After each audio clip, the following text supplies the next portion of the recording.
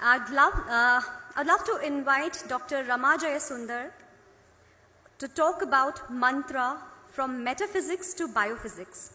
Ramaji is not only a PhD from Cambridge University, UK, but also a BAMS. So she is a doctor who's a doctor. Let's welcome Ramaji and listen to what promises to be an interesting talk. Namaste, Ramaji.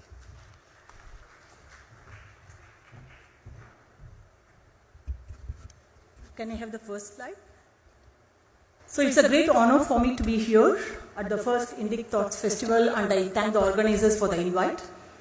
Mananat Trayate iti mantraha, so goes the definition. And the translation is that which protects because of repeated utterance. Next one. Does this fall in the realm of metaphysics? Is it going to open the doors to different levels of awareness and reality? Next one. Or is it squarely in the domain of biophysics, affecting changes at both the physical and physiological level? Next one. To even address these two questions, we need to understand how Vedas perceives the human system, because mantras are an inseparable part of Vedas, and the best way to visualize this or understand this is to see how Ayurveda, which is again a part of Veda, understands and perceives the human system. So you see in the figure that there are 4 domains that Ayurveda uses to understand the human system. You have a structural domain, you have a physiological domain, you have a psychological domain, and a domain of consciousness, which is the subtlest one. Each of these domains is intraconnected, and I have mentioned at the top, at the side. So for example, the structural domain is intraconnected using various channels. These are called srotas in Ayurveda. These channels can be blood vessels, lymphatic vessels, or nerves. The physiological domain is connected network within by parameters which are defined by Vata, Pitta, and Kapha, which are subclassified into 15 types each. The psychological domain uses the parameters of Sattva, Rajas, and Tamas, which we have heard the other speakers mention also. And these are subclassified into 16 subtypes. And then you have the domain of consciousness, which is networked through the levels of the koshas, the panchakoshas. Now what is interesting is that each of these domains is also interconnected. You can see the area of overlap. The structural and the functional physiological domain is connected through parameters of Vata, Pitta, and Kapha, and so are the other domains. So each of these domains actually influence each other, and what is easy to measure is what happens at the physical and the physiological domain, and you can draw the inference from these to the psychological domain. Next one. So there are 3 things that can be done with mantra. One can read the mantra, one can chant it, or one can meditate upon. Each of these 3 activities is going to cause different changes in the brain. Let's see what modern science has got to offer to measure these changes. Next one. So this slide shows the electrical activity of the brain when words are spoken or when the same words are heard. So the words are the same, but the top 2 figures shows the electrical activity in the brain when it's spoken. The next one is when it's heard. You can see the difference in the electrical activity in the brain. The next slide. So this one shows the changes in the blood flow when the same words are heard or seen or spoken or thought of. Next one. Now I am going to show a very interesting experiment which can show another aspect of mantra or sound. Give a click, please. So this is an inverted speaker, and now we are going to fill it with water, and then you can switch the music on. It can be any music, it can be a sound, it can be a swara or a note. Next one. And with proper lighting, you will see a picture like this. So this is called cymatic photography, and which helps visualize visual representation of sound energy or the vibrational energy. Next one. I'm going to show you some interesting patterns which have been affected by different swaras and sounds. So the pioneers of this cymatic photography is a German physicist, Ernst Schladming, And he was also father of acoustics and the Swiss physician and scientist Hans Jenny. Next one. So this slide shows the experiments which were conducted in the early stages of cinematography. So you can see that the person is playing, that's Hans Jenny's hands there. He is playing the notes in the piano, and then connected to that is a metal plate over which very fine corn flour has been sprinkled with different notes, different patterns were being formed by the corn flour. And the one you see on the right side is a very simple rudimentary experimental setup with a frequency generator and a metal plate over it. So you can either sprinkle corn flour or even very finely ground sand, and different notes, sounds will give rise to different patterns. Next one. So these are some of the patterns which have been photographed on water. The vibrations of the sound gives these patterns, and with proper lighting. So this has been done by a sound engineer. So you can see the beautiful patterns from, these are all notes from the piano. Next one.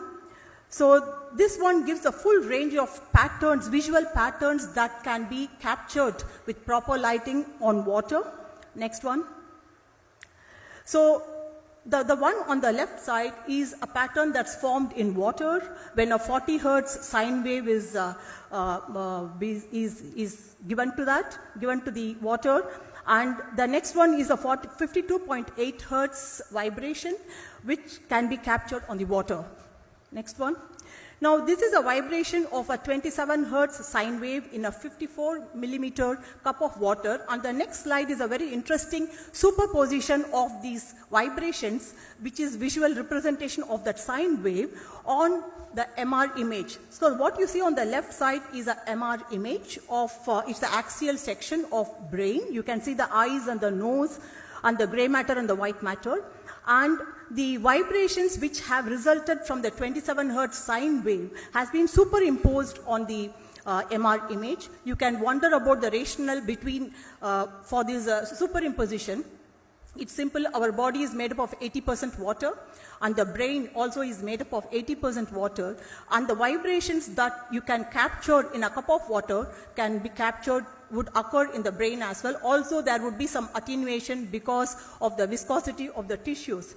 And you can see that the center part of that pattern is coinciding with the pineal gland. So traditionally we say that the pineal gland represents the third eye according to the Hindus. Next one.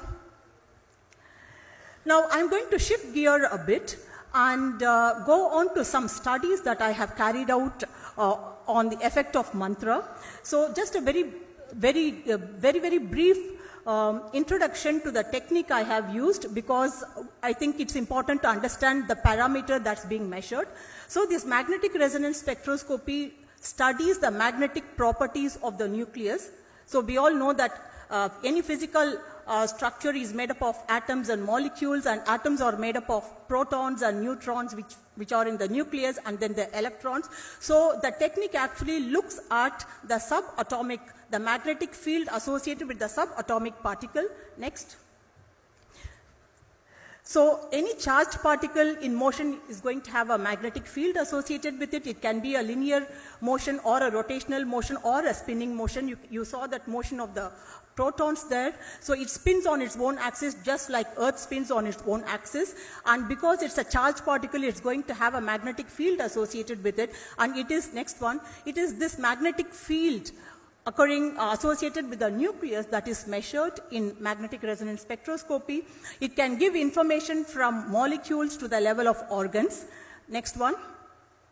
So for my study, I chose Gayatri Mantra because it's considered the most potent and powerful mantra. Next one. And Gayantam Trayate iti Gayatri, that which protects those who repeat and meditate upon it. There are so many attributes to what Gayatri Mantra can do. I'm not going into the details. I am sure that most of you would know the kind of the importance and power of Gayatri Mantra. Next one. So this is the protocol I used. The study was for a period of 9 months. The first 3 months, so there were about 30 volunteers. They were divided into groups of 10 each. The first group recited Gayatri Mantra in Sanskrit, Gayatri Mantra as it is. The second group recited that English translation. The third group did not. There was no chanting, there was no reciting any mantra. So all these volunteers who recited Gayatri Mantra, they used to get up at 2:30 or 3 in the morning, and they recited it for 108 times. And the volunteers who chanted it in English also did exactly the same thing. They used to get up at 2:30 or 3 in the morning and then recite it 108 times. So the first 3 months were baseline study, as you can see in the graph there. And then for the next 3 months, they were chanting, and then it was a follow-up period of 3 months, and every week MR spectrum was taken. Next one. So this is how a MR spectrum would look like. So this is the MR spectrum from normal human brain. You can see some neurochemicals here. For example, NAA stands for N-acetyl aspartate. It can be found only in neurons. So the information that you get from NAA gives information about neurons, and you can see the glutamate and creatine and choline. These are all neurochemicals that's found in brain. And you see the arrow and then 2 voxels there, 2 squares there. So this spectrum has been obtained from one of those voxels, one of those squares. Now in this particular study, looking at the effect of Gayatri Mantra, what I had done is I had obtained spectrum from both the hemispheres. So there was spectrum from the left hemisphere, and that is the frontal part of the brain, which is involved in thought processes. And so then I acquired another one from the right hemisphere. I was looking at the asymmetrical distribution of these neurochemicals and whether there is any change that is affected by Gayatri Mantra. Next one. So this is the result of what happens to the asymmetrical distribution of neurochemicals when Gayatri Mantra is recited. So you see that there are random variations before the Gayatri Mantra was recited, and then as the Gayatri Mantra recitation starts, then for the next 3 months, you see a reduction in the asymmetry. You see it coming towards unity, so which means that there is a balance of neurochemicals between the left and the right hemisphere, and the follow-up period. So there are 3 months after the chanting is stopped, you can still see that the effect of the reduction in asymmetry is sustained. Next one. So language does matter because you see the data here. The first one shows what happens when Gayatri Mantra is recited, chanted in Sanskrit. You see the reduction in the asymmetry. And in the group which were reciting the Gayatri Mantra or reading out the English translation 108 times every day for 3 months, you see that the random variations persist. So language does seem to play a role, at least in causing some changes in the neurochemicals. So mantra seems to be a key to different realms. What I have shown and what is possible with the modern scientific tools is measurement at both the physical and physiological level. There are some measurements which are also possible at the psychological level, but even changes in the physiological level means that we can infer that there would be changes at the psychological level.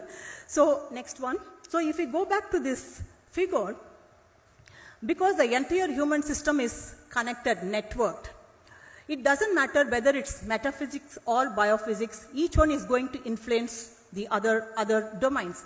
So the results I have shown happens at the biophysical realm, and it's not so easy to measure what happens at the metaphysical realm, but what we can infer is if the metaphysical realm will happen at the level of the consciousness, and that will percolate down as changes at both the physiological and the psychological as well as the structural domain. Thank you. I think that's the last slide. Yeah.